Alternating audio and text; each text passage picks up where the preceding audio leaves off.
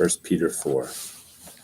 Therefore, since Christ has suffered in the flesh, arm yourselves also with the same purpose, because he who has suffered in the flesh has ceased from sin, so as to live the rest of the time in the flesh, no longer for the lusts of men, but for the will of God.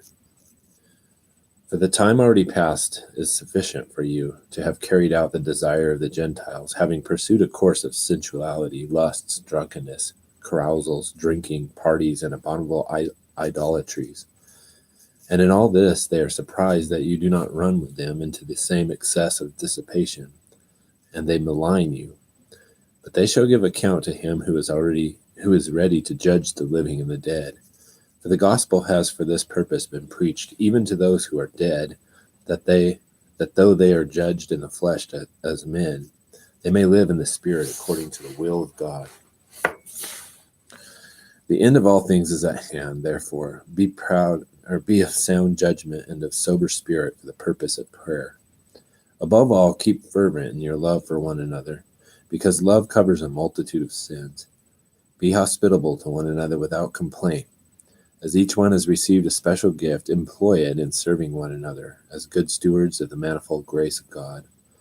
Whoever speaks, let him speak as it were the utterances of God.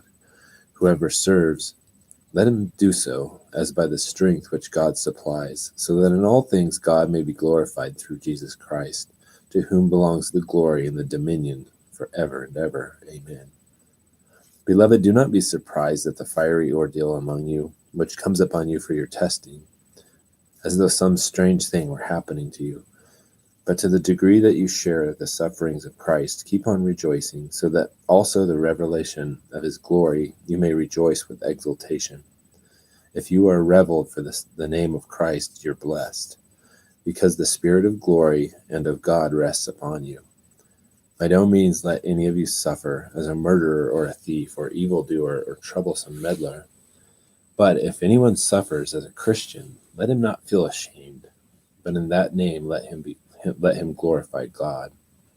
For it is time for judgment to begin with the household of God.